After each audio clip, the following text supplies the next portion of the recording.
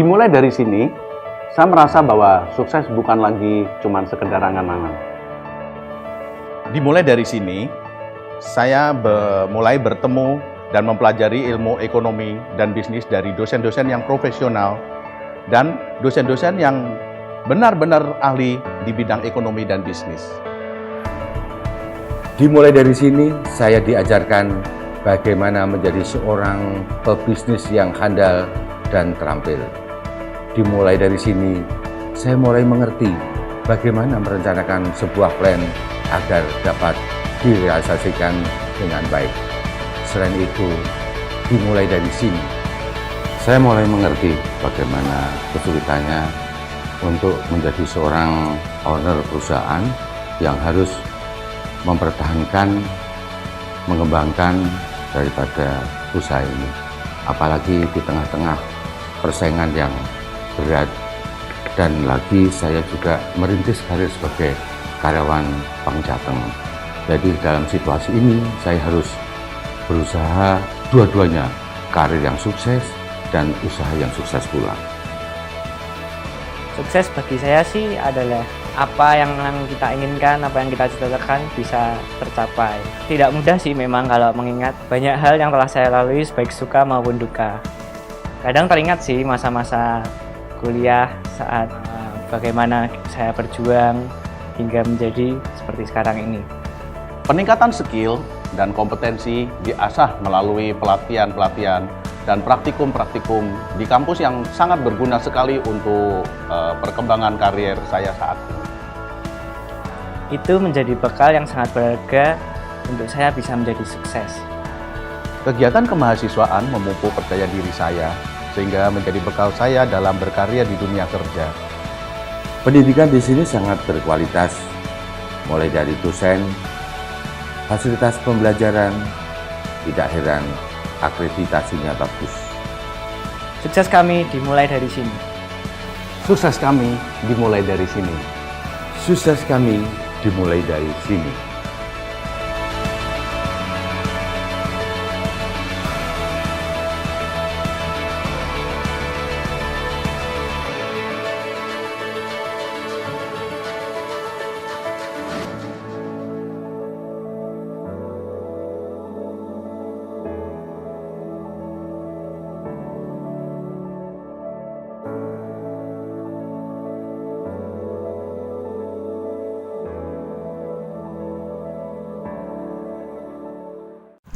Baik, tadi adalah sedikit gambaran tentang Fakultas Ekonomika dan Bisnis di Universitas Tikubang Semarang, yang mana tempat tersebut merupakan tempat saya menuntut ilmu selama di bangku perkuliahan, dan semoga dengan adanya gambaran tadi memberikan sedikit kepada teman-teman mungkin yang belum tahu mengenai Universitas Tikubang Semarang.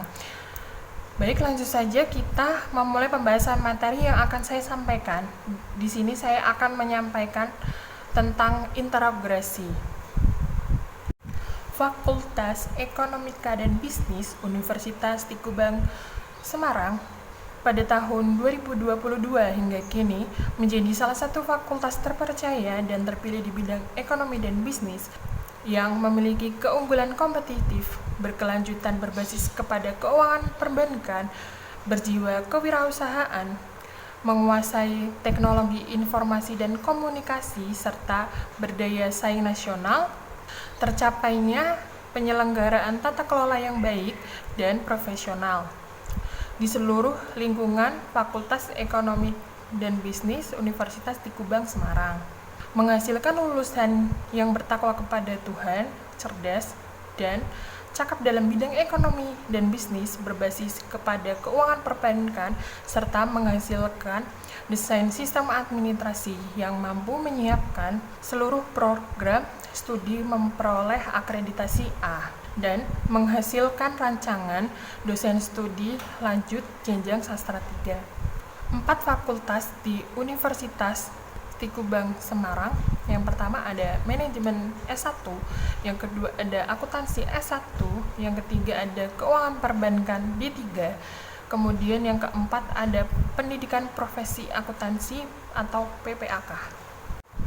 Beradanya saya di sini ingin mempresentasikan tugas video pembelajaran audit investigatif tentang interogasi untuk memenuhi nilai ujian akhir semester saya. Mata kuliah audit investigatif dengan dosen pengampu Arif Himawan Dwi Nugroho, SE, AK, MM, CA, JPA.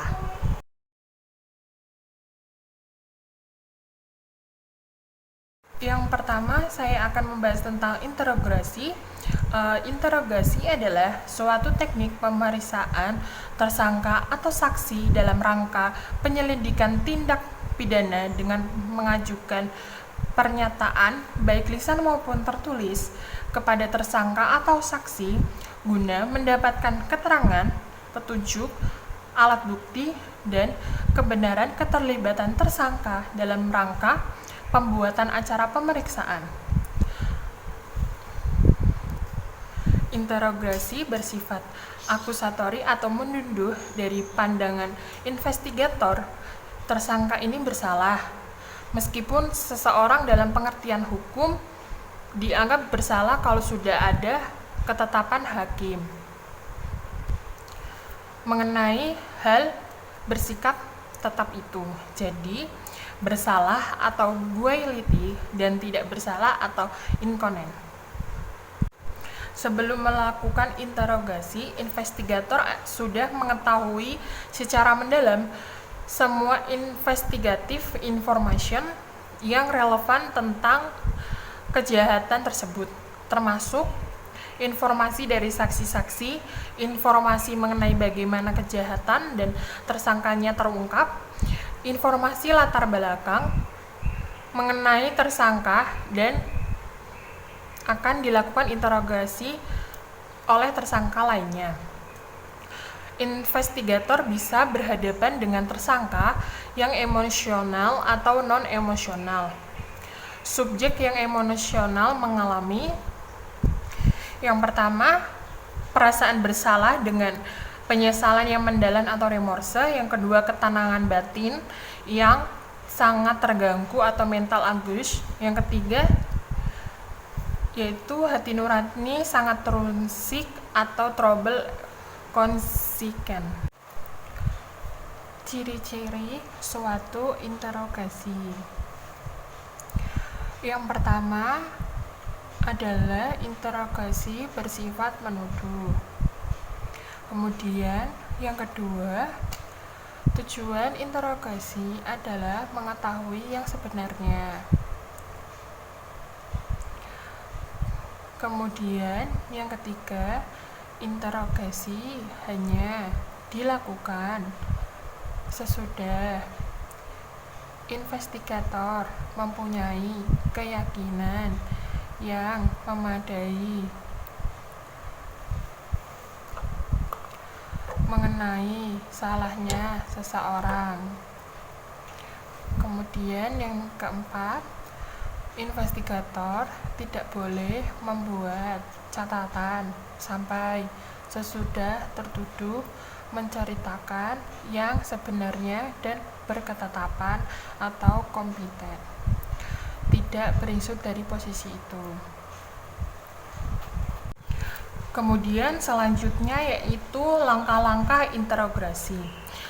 Langkah yang pertama, direct positive confirmation atau konfirmasi positif langsung.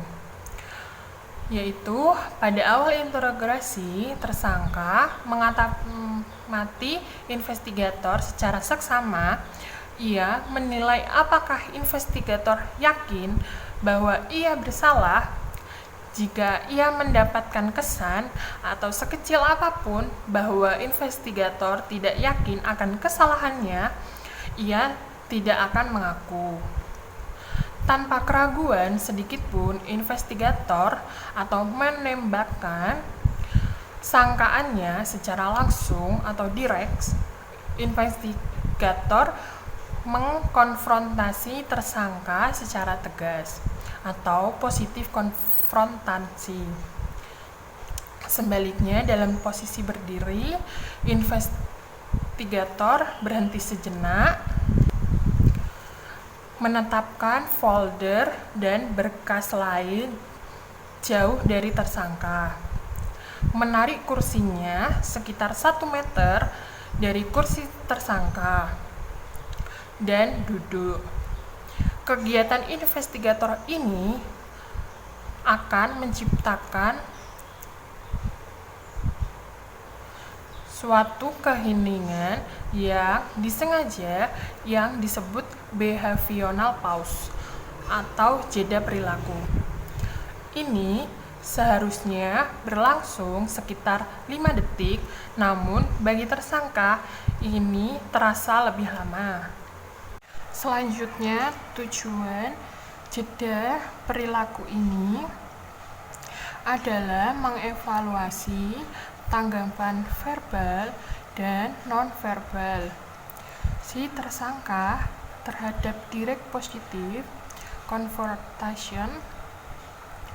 Tanggapan verbal dan non-verbal dalam jangka perilaku ini memberi yang pertama, petunjuk kepada investigator apakah tersangka bersalah atau tidak. Kemudian yang kedua, insight atau kemampuan untuk melihat dan mengerti secara tajam mengenai bagaimana investigator harus melanjutkan investigasinya tersebut. Berikut ini adalah beberapa contoh pernyataan yang dimanfaatkan. Yang pertama ada aspek-aspek positif yang ada pada tersangka. Yang kedua ada berikan satu jawaban saja. Yang ketiga ada subjek sendiri yang menentukan dia itu seperti apa. Kemudian yang keempat, berapa kali subjek melakukan kejahatan itu. Langkah yang kedua yaitu interrogation time. Suatu perbedaan penting antara tersangka yang bersalah dan yang tidak bersalah adalah pembenaran atau justification untuk melakukan kejahatan. Tersangka yang bersalah melakukan pembenaran atau justification ketika atau sebelum melakukan kejahatan, melemparkan kesalahan, menjauhi dirinya sendiri, dan menginternalisasi pembenaran untuk perilaku yang menyebabkan kecemasan adalah naluri manusia. Selanjutnya, interrogation time pada langkah kedua sebenarnya memperkuat pembenaran yang telah dibuat tersangka. Karena itu, mudah sekali mengungkapkan denials atau penyangkalan dari tersangka dalam interogasi. Tersangka menangkap tim yang ditawarkan investigator. Tersangka yang bersalah akan mendengarkan tim ini dengan seksama. Sebaliknya, tersangka yang tidak bersalah tidak pernah memikirkan pembenaran untuk melakukan kejahatan itu. Dengan sendirinya, ia tidak menangkap tim yang dibicarakan oleh investigator tersebut. Selanjutnya, langkah yang ketiga yaitu handling denials. Bagi investigator, tidak mudah mendapatkan pengakuan dari tersangka. Tersangka yang bersalah dan yang tidak bersalah akan memberikan penyangkalan atau denials. Penyangkalan dapat dilakukan secara verbal, seperti tidak aku tidak melakukannya. Atau dalam bentuk nonverbal seperti menggelengkan kepala. Subjek menyangkal sebagai tanggapan atau tuduhan. Penyangkalan pada dasarnya adalah pernyataan bahwa tuduhan itu palsu, tidak benar, keliru, salah alamat, dan seterusnya. Selanjutnya, tahap penyangkalan merupakan tahap yang sangat menentukan. Kalau penyangkalan tidak ditangani dengan keahlian dan pengalaman, seluruh langkah berikutnya akan sia-sia. Karena itu, tujuan utama dalam langkah 3 ini adalah mencegah tersangka meluncurkan penyangkalan yang tidak perlu dan sebenarnya hanya akan mengganggu perhatiannya dari tema interogasi dan upaya investigator selanjutnya untuk mengungkapkan kebenaran. Selanjutnya, langkah yang keempat atau overcoming objection. Dalam langkah ini, investigator berupaya mengatasi benteng pertahanan kedua dari si tersangka tersebut. Benteng pertamanya adalah penyangkalan atau denials. Dan benteng keduanya adalah keberatan atau objection. Tersangka yang melihat kesia-siaan dalam upaya menyangkal akan mengubah taktiknya dengan mengajukan keberatan. Dengan perubahan taktik ini, tersangka mengharapkan dapat mengambil alih percakapan sehingga melemahkan keyakinan investigator bahwa ia memang bersalah. Selanjutnya, perubahan taktik ini umumnya berupa pengajuan alasan tuduhan yang dikemukakan investigator itu salah. Namun, tersangka belum memberikan bukti-bukti bahwa ia tidak bersalah. Tersangka tetap mengajukan dengan harapan akan memperkuat pengalahannya. Pertanyaan tersangka seperti ini disebut dengan objection atau keberatan. Proses interogasi pada langkah 4 memanfaatkan keberatan-keberatan yang diajukan tersangka untuk meyakinkan menceritakan yang sebenarnya. Keberatan atau objection yang diajukan tersangka dirumuskan dalam bentuk alasan ekonomi agar jabatan atau moral mengapa ia tidak akan melakukan apa yang disangkakan kepadanya. Langkah 4 ini terdiri atas yang pertama ada mengenali keberatan. Keberatan terkadang dapat dikenali dengan mudah. Misalnya, dalam kasus fraud yang melibatkan petugas atau pejabat bank, investigator akan sering mendengar, "Simpanan saya di bank banyak sekali. Mengapa saya harus melakukan hal itu?" Atau, "Kalau mau, saya tinggal minta sama papa."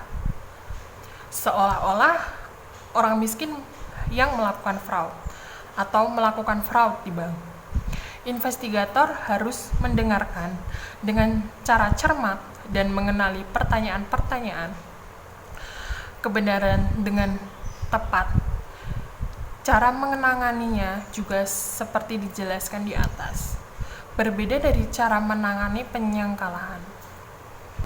Selanjutnya, yang kedua yaitu menghargai keberatan. Istilah menghargai keberatan bermakna investigator tidak menolak keberatan yang diajukan oleh tersangka. Ia bahkan menghargai tersangka yang justru mengajukan keberatan. Investigator memang tidak boleh membantahnya. Investigator harus bersikap seolah-olah ia memang sedang menunggu-nunggu tersangka mengajukan keberatan. tidak boleh ada kesan investigator terusi atau tersinggung kepada tersangka ketika menyampaikan keberatannya. Kemudian yang ketiga ada membalikan keberatan. Investigator harus memanfaatkan keberatan yang diajukan oleh tersangka. Kemudian membalikannya keberatan itu dan kembali ke tema interogasi. Itulah sebabnya istilah yang dipakai sebelumnya adalah rewarding the objection. Investigator memberi hadiah atau reward kepada tersangka. Ia justru mendorong tersangka mengemukakan keberatan karena keberatan itu merupakan pintu kembali ke tema. Kemudian langkah yang kelima, keeping the suspect attention.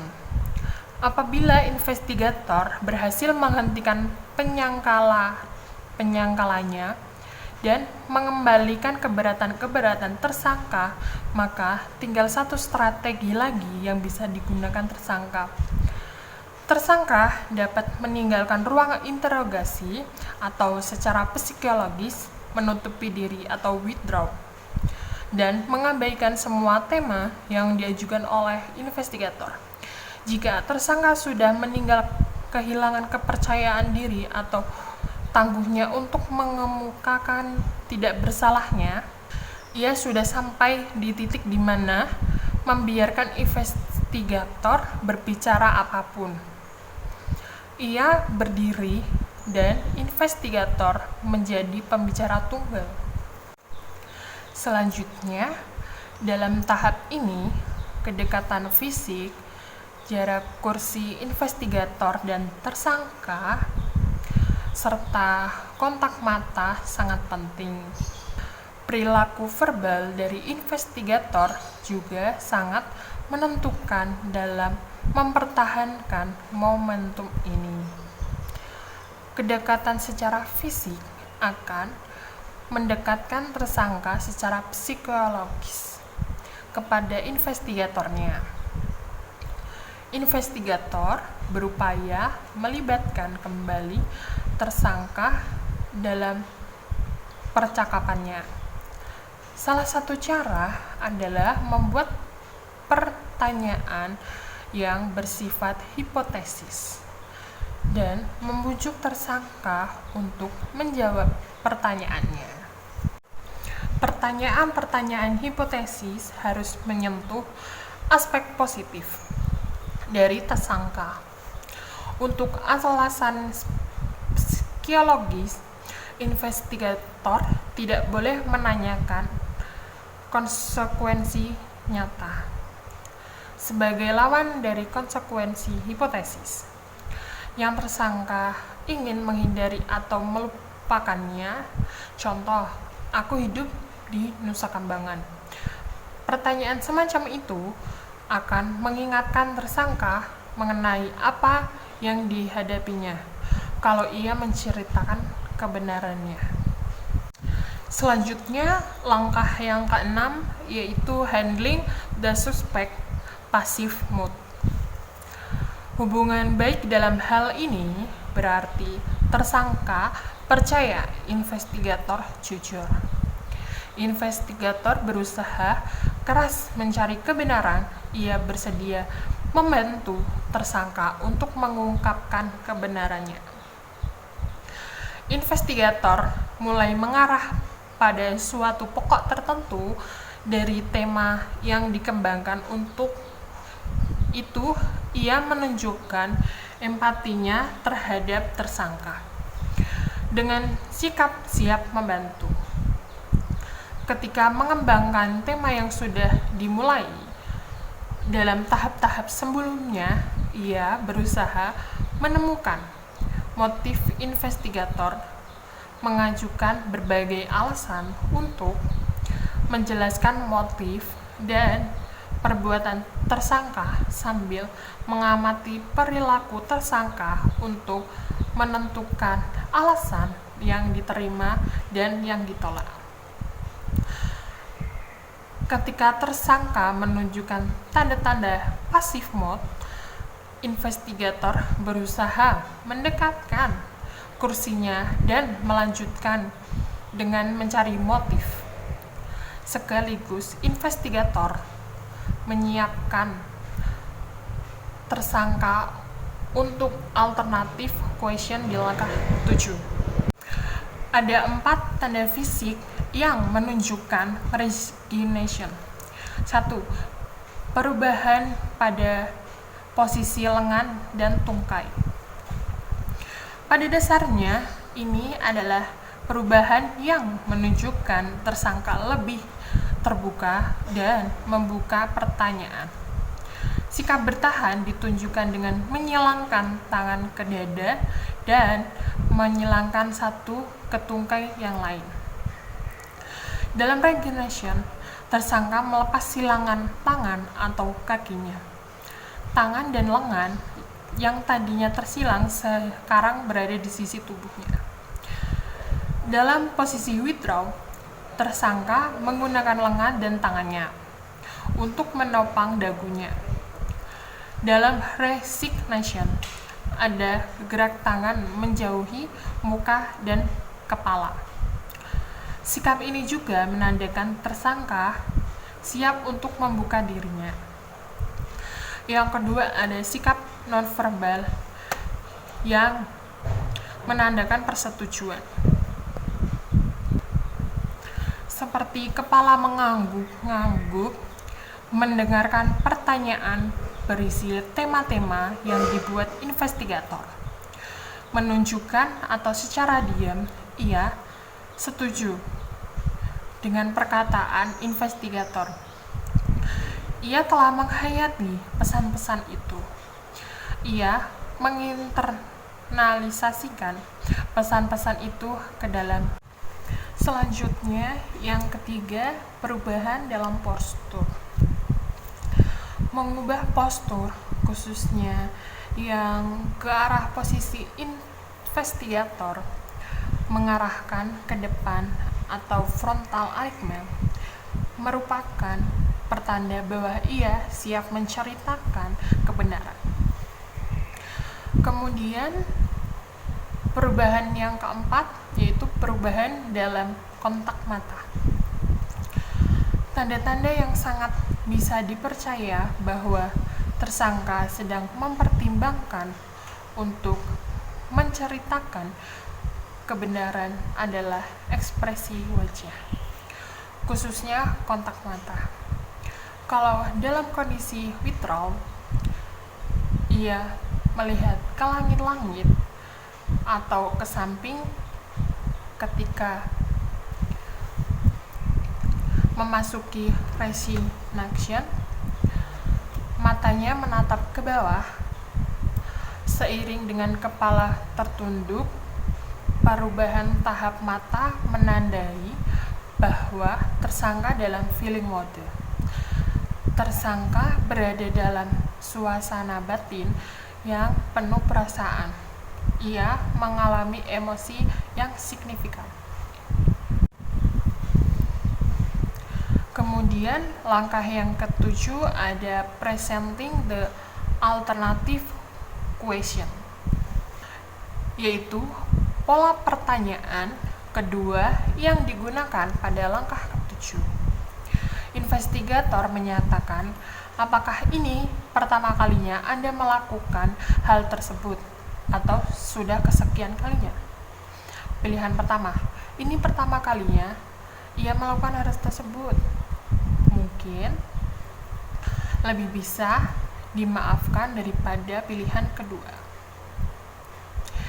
Sudah kesekian kalinya. Namun, keduanya merupakan pengakuan kesalahan. Pertanyaan alternatif pada langkah ketujuh merupakan puncak atau kulminasi dari pengembangan tema interogasi atau interrogation type. Kemudian langkah yang ke-8 yaitu bring the suspect into the conversation. Satya. Dalam langkah ini, tersangka diarahkan untuk menceritakan perincian dari perbuatannya yang ada pada akhirnya akan dirumuskan menjadi pengakuan yang bisa diterima sebagai bukti hukum. Perincian ini bisa berupa keterangan di mana uang disembunyikan, keterangan mengenai rekening bank, siapa saja dalam kejahatan, motif tersangka, dan lain-lain. Pada awal langkah 8, hanya seorang investigator berada dalam ruangan interogasi. Kehadiran orang lain akan membuat tersangka segan mengakui perbuatannya, apalagi memberikan perinciannya.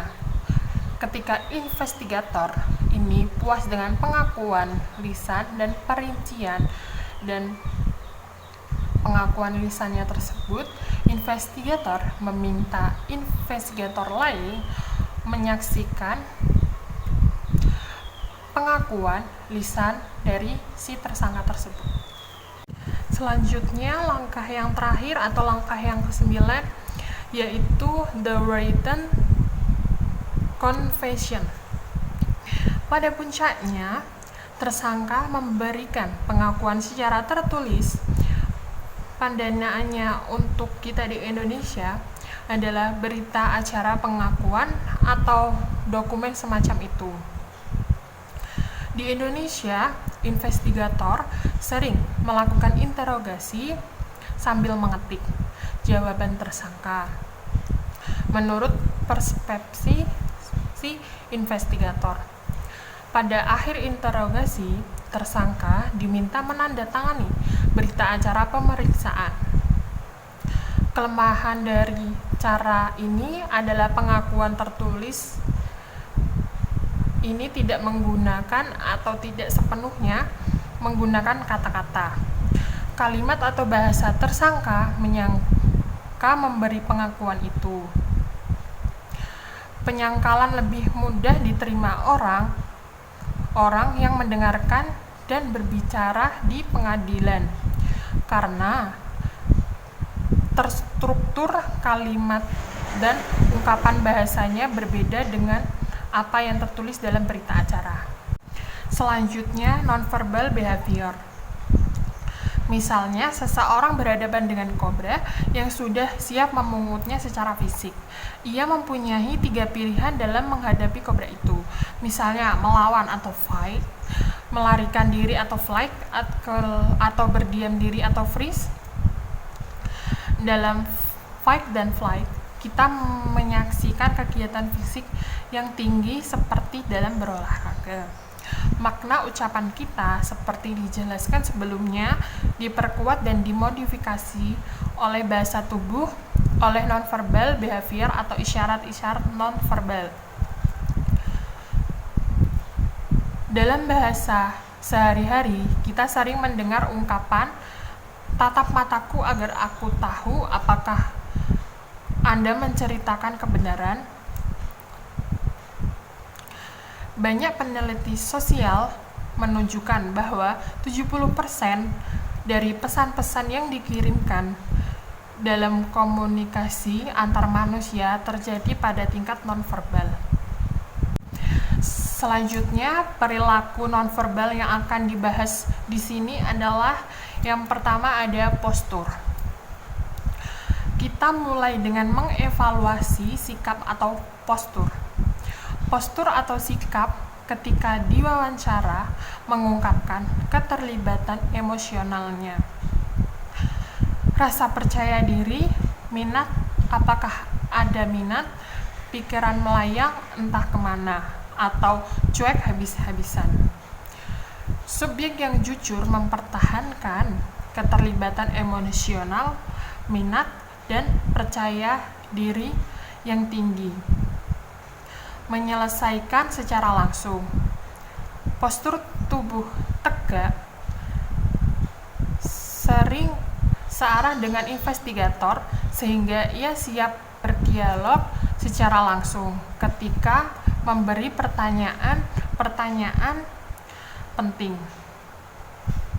Ia mencondongkan tubuhnya ke arah investigator, seperti ia menggarisbawahi apa yang dikatakannya. Selanjutnya yang kedua ada gerak tangan.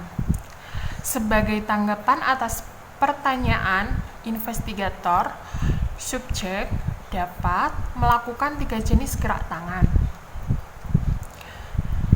Yang pertama,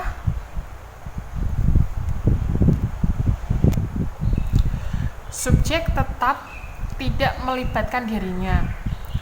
Tidak ada gerak tangan sama sekali. Kemudian yang kedua, tangan menjauh dari tubuhnya seperti orang berpidato atau guru yang sedang mengajar. Gerak tangan seperti disebut perilaku menjelaskan illustration behavior. Kemudian gerak tangan yang ketiga adalah gerak tangan mengarah pada bagian tubuh. Gerak tangan ini dapat memperilaku menyesuaikan adaptor behavior. Selanjutnya, illustrating behavior ini sering ditujukan oleh subjek yang jujur.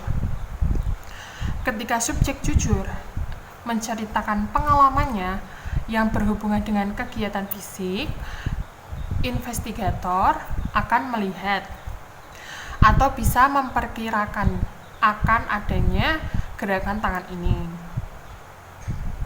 Ada lagi gerak tangan dalam bahasa Inggris disebut hand stroke.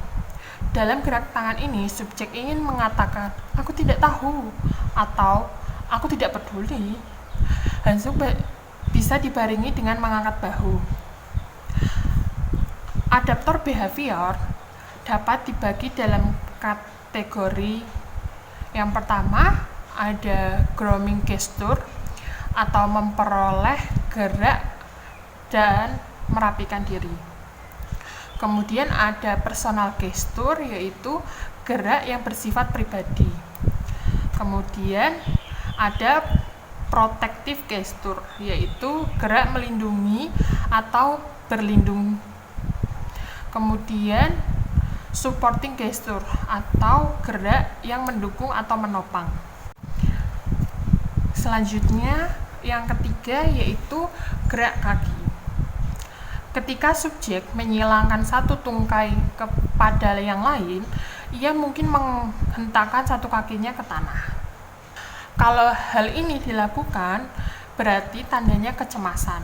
Namun, perubahan dalam hentakan kaki, misalnya dalam hal memulai atau mengakhiri gerakan secara mendadak, seiring dengan jawaban atas suatu pertanyaan, bisa merupakan indikasi subjek sedang berbohong.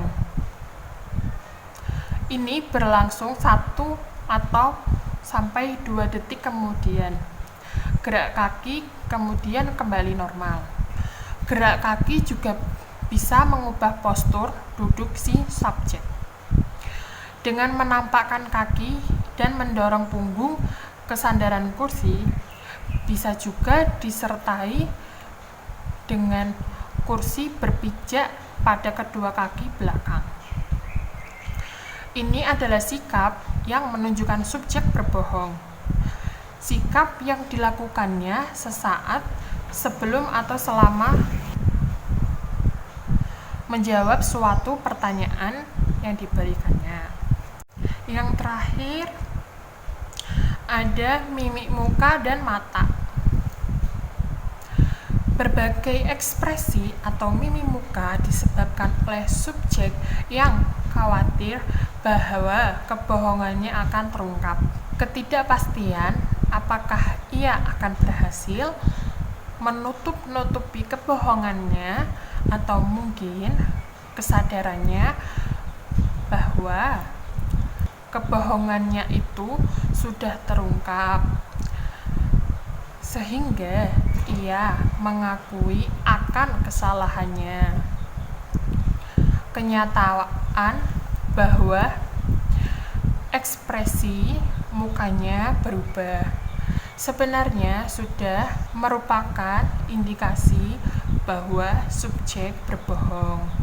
Sebaliknya, tidak adanya perubahan mengindikasikan subjek itu jujur.